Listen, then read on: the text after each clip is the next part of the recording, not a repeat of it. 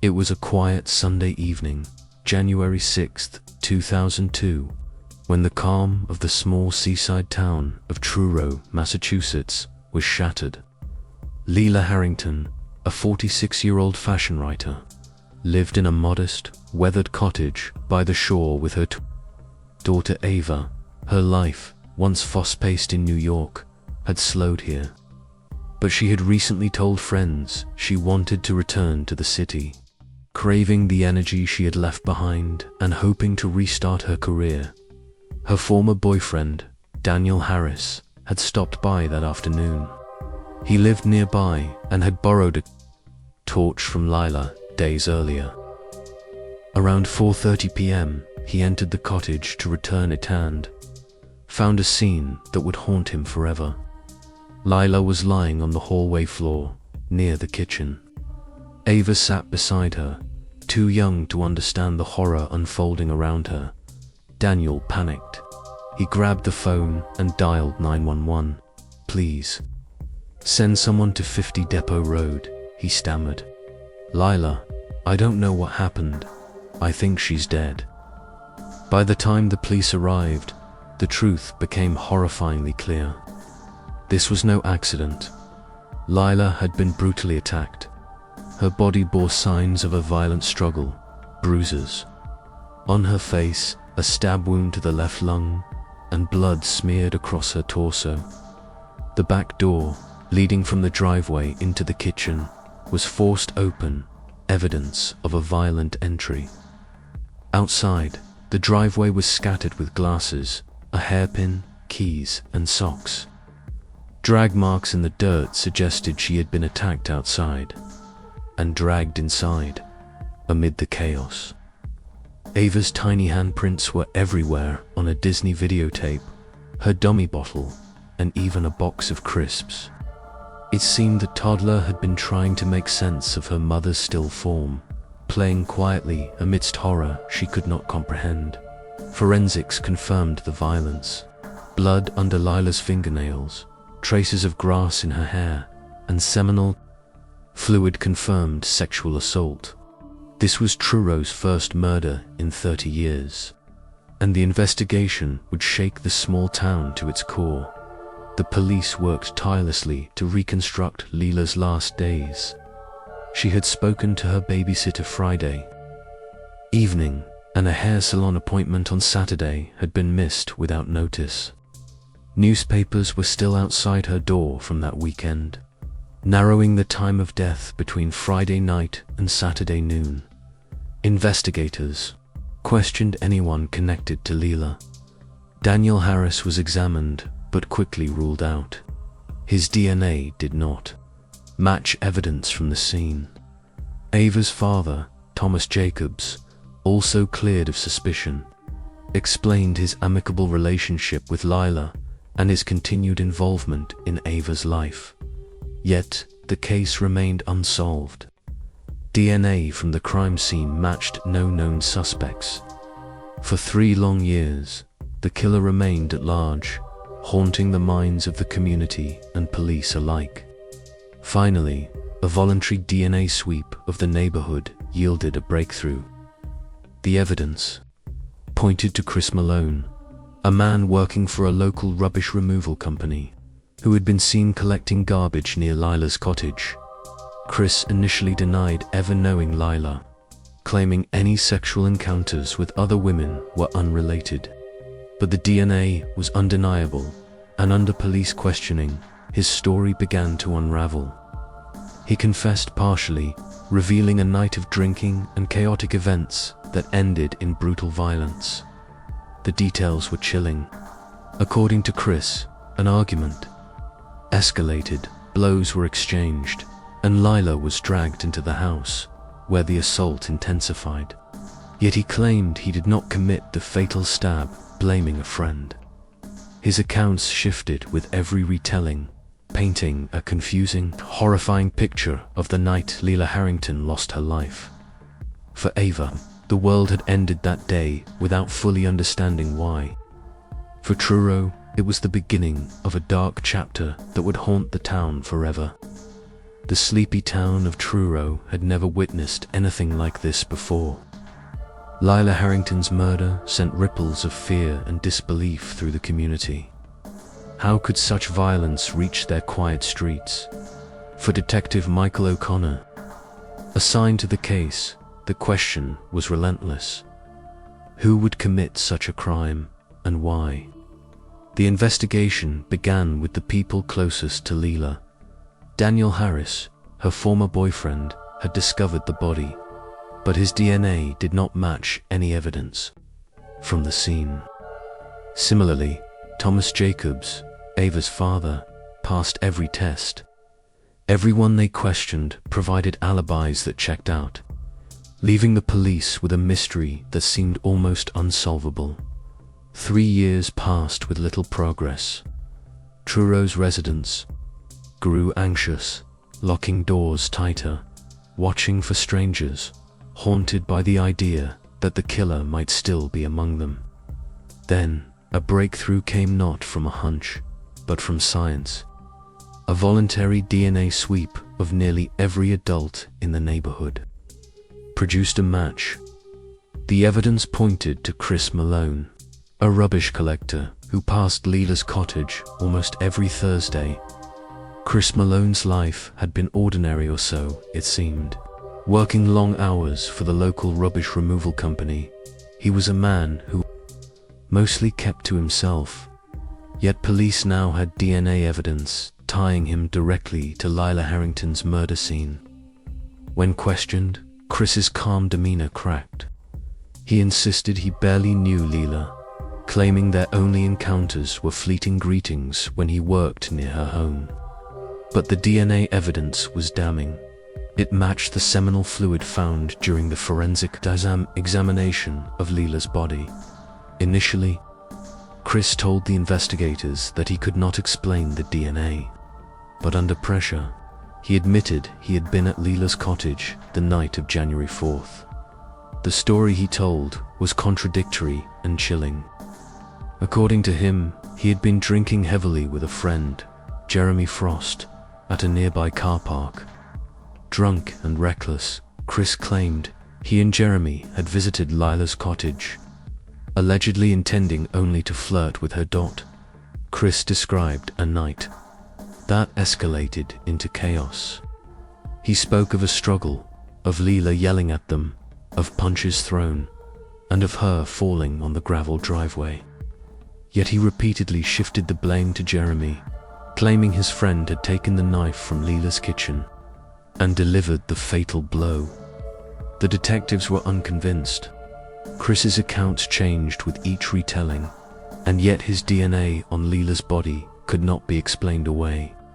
It was clear that sexual contact had occurred that night, consensual or not, but the sequence of violence, dragging her into the cottage, and the brutal assault that followed pointed to a crime born from rage and recklessness.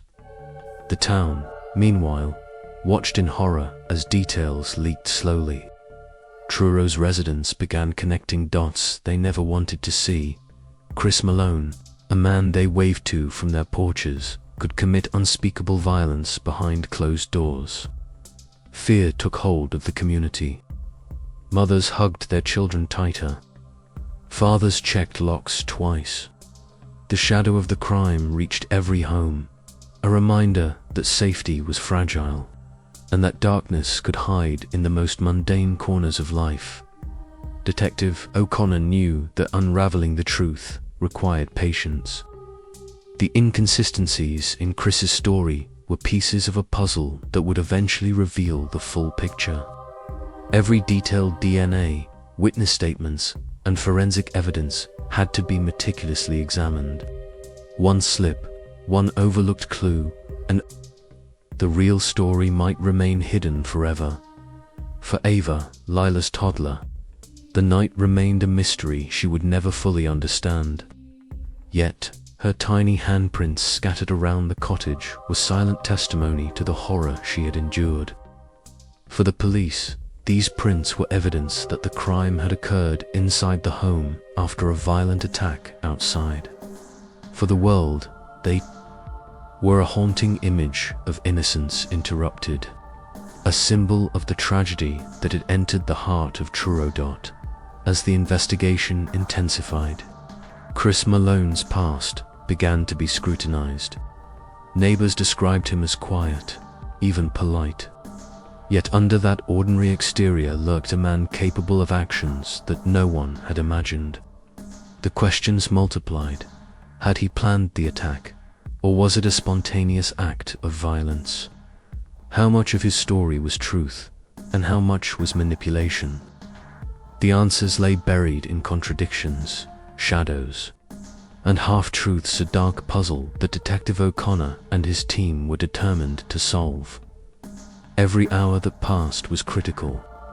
Every statement had to be cross-checked, and every piece of evidence brought them closer to uncovering a truth that would shock even the most seasoned investigators.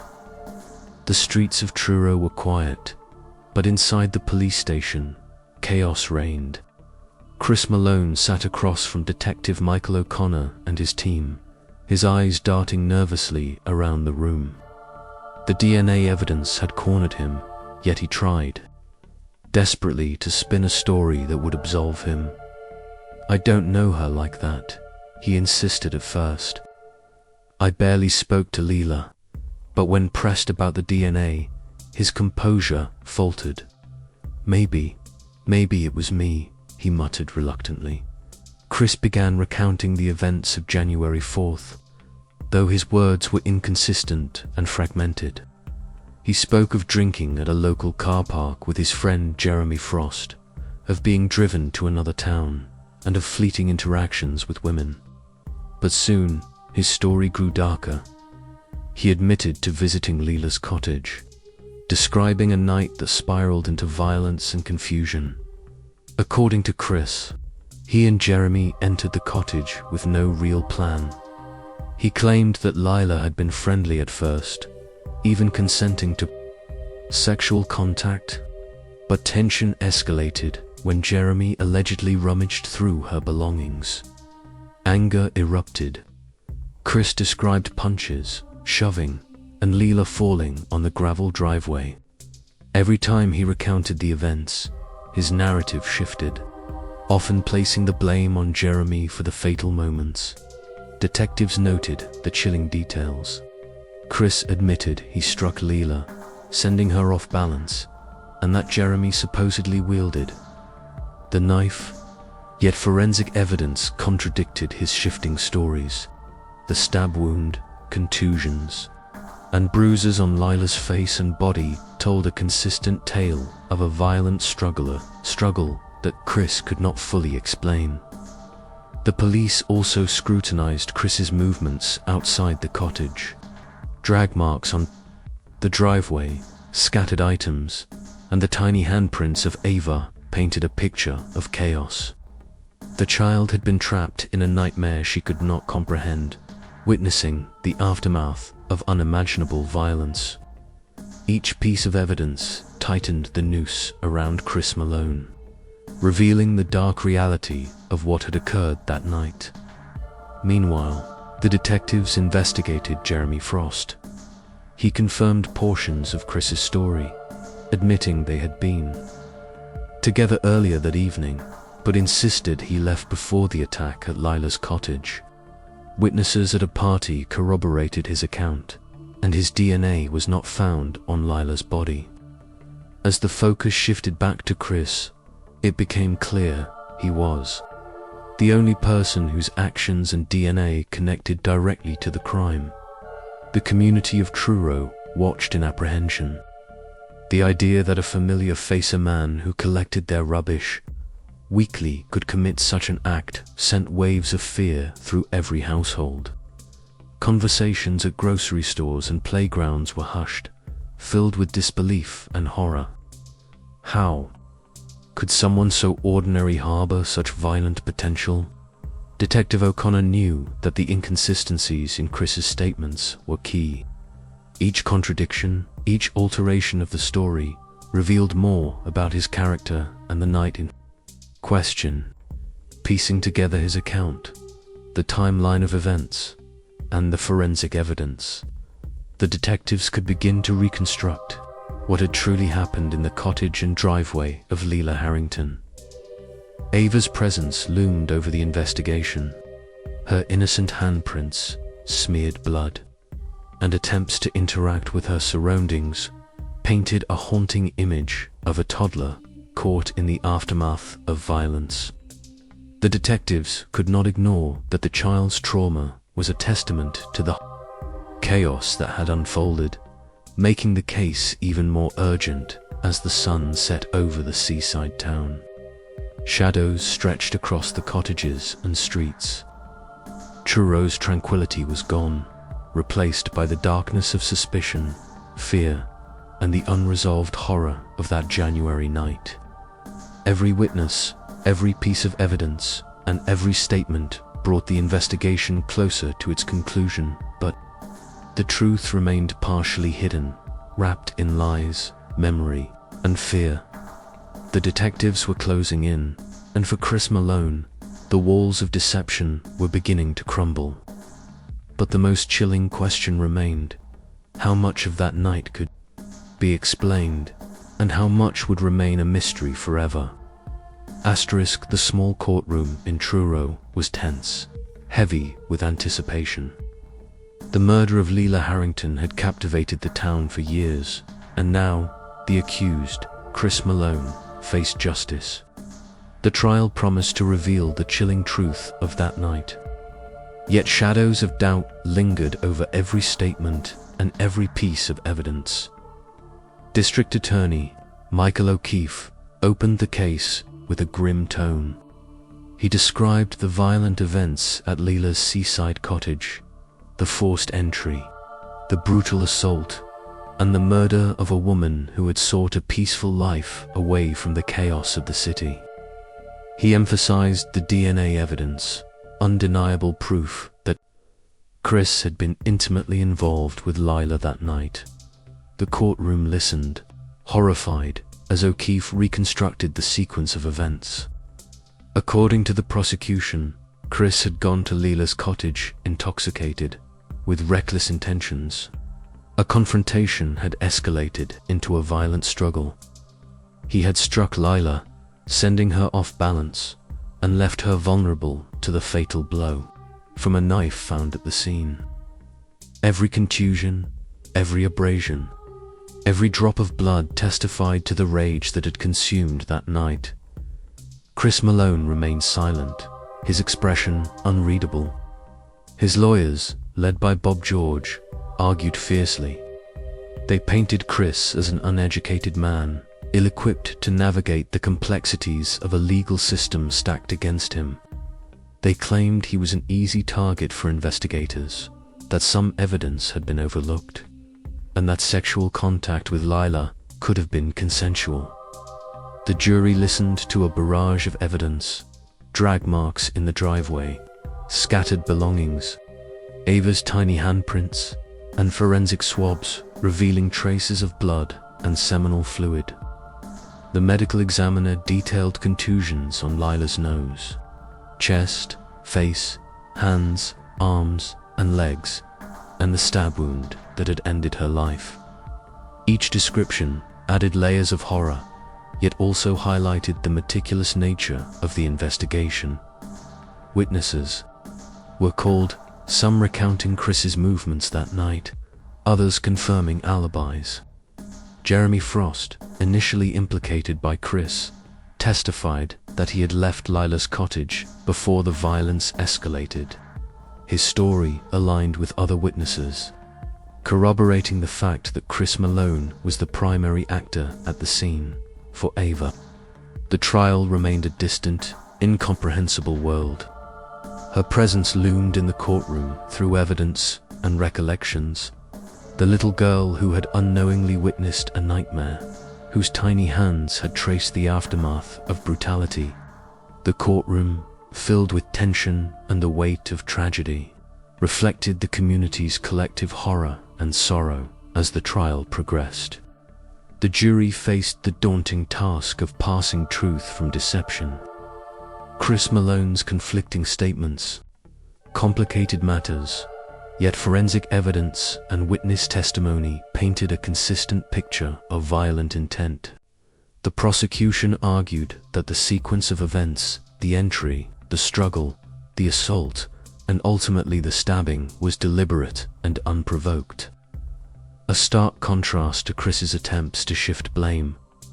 The defense continued to challenge assumptions, emphasizing gaps and ambiguities in the timeline, questioning whether all footprints and prints had been properly identified, and suggesting that the violence could have been partially spontaneous or even misunderstood.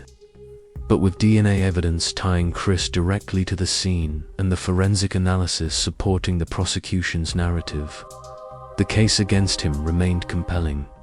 Days turned into a tense week as the jury deliberated. The courtroom atmosphere was heavy, every whisper and glance carrying the weight of a community seeking justice.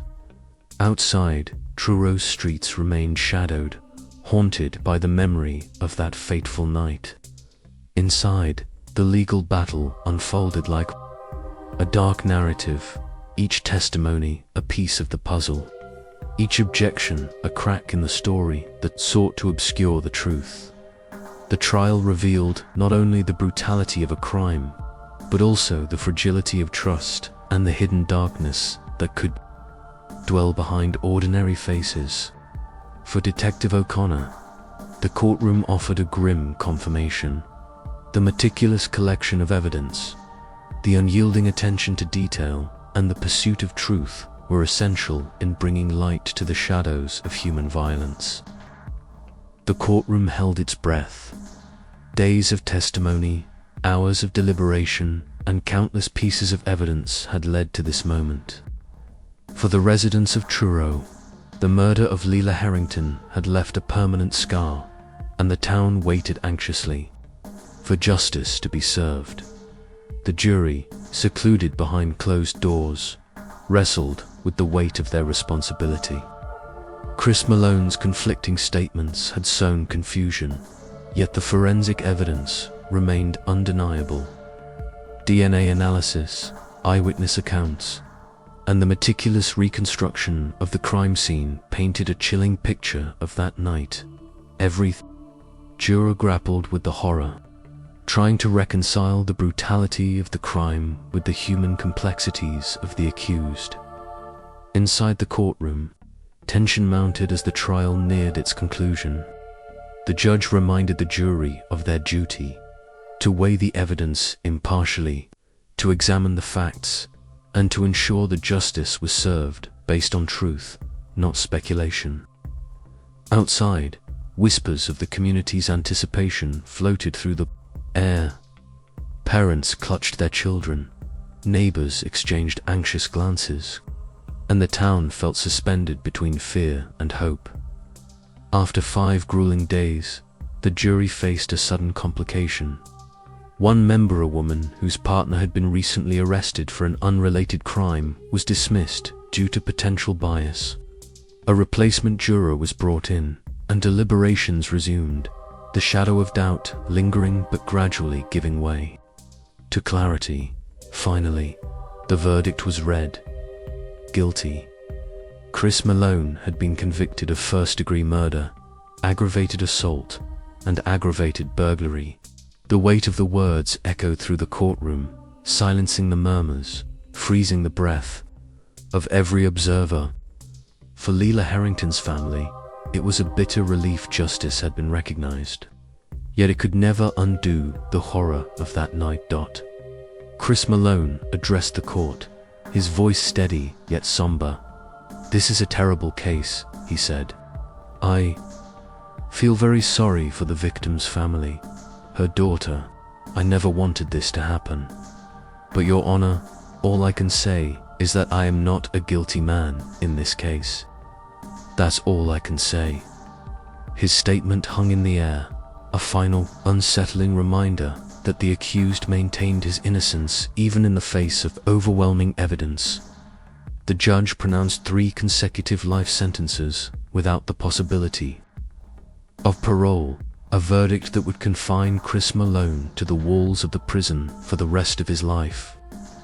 For Truro, it marked the end of a dark chapter, yet the shadow of the crime lingered, a reminder of how quickly ordinary lives could be shattered by violence. Outside the courthouse, the town grappled with mixed emotions: relief, sorrow, and lingering. Fear intertwined as residents reflected on the tragedy.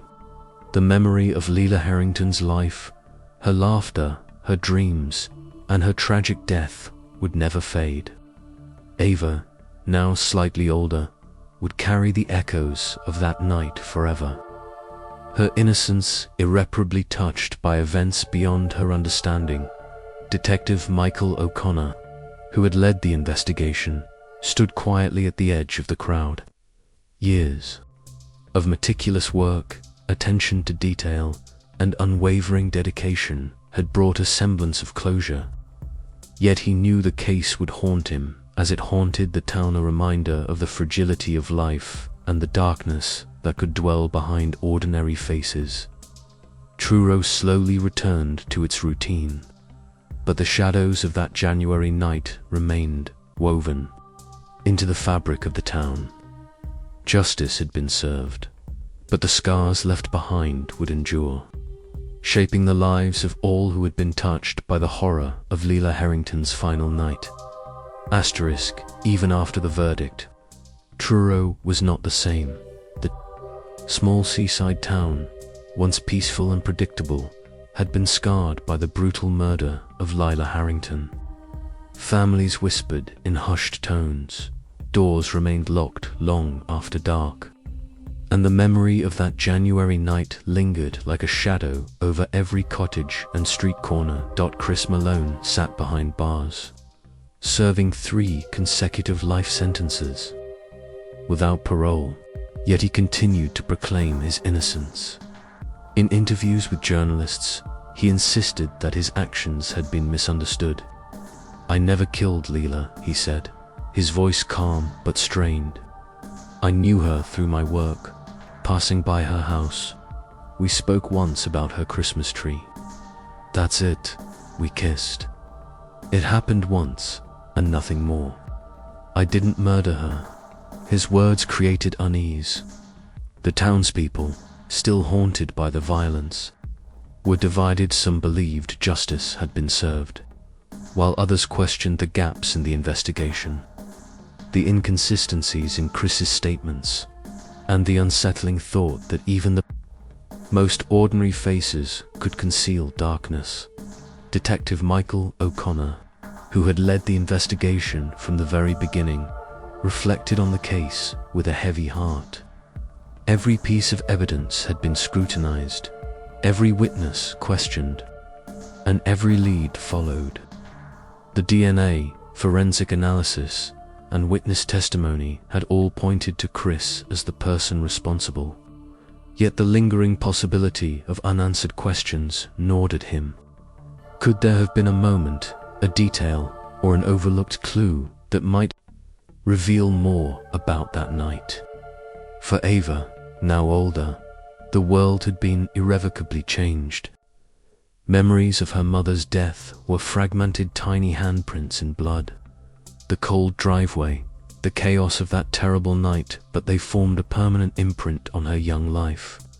Her upbringing, once filled with innocence and the small joys of a seaside town, was now overshadowed by tragedy and loss. Yet she grew with resilience, surrounded by family and community members determined to protect her from further darkness. The town, too, adapted. Truro's residents became vigilant, their lives colored by caution. Stories of Lila Harrington and the horrific night of January 2002 were recounted as warnings, reminders of how quickly violence could invade even the quietest of places. The seaside breeze continued to sweep through the town, but the laughter of children and the comfort of normalcy were forever tinged with the memory of tragedy. In the end, the case of Lila Harrington was more than a story of crime. It was a story of human vulnerability, the fragility of safety, and the shadows that can lurk behind ordinary facades. Chris Malone remained in prison, a figure of both guilt and mystery, continuing to assert his version of events while serving a sentence that would never allow him to walk free again.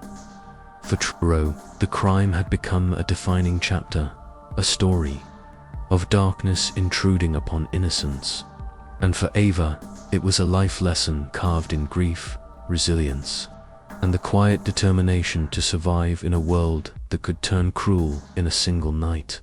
Even years later, the shadow of that January evening lingered, a reminder that some nights never truly end, and some stories leave marks that time cannot erase.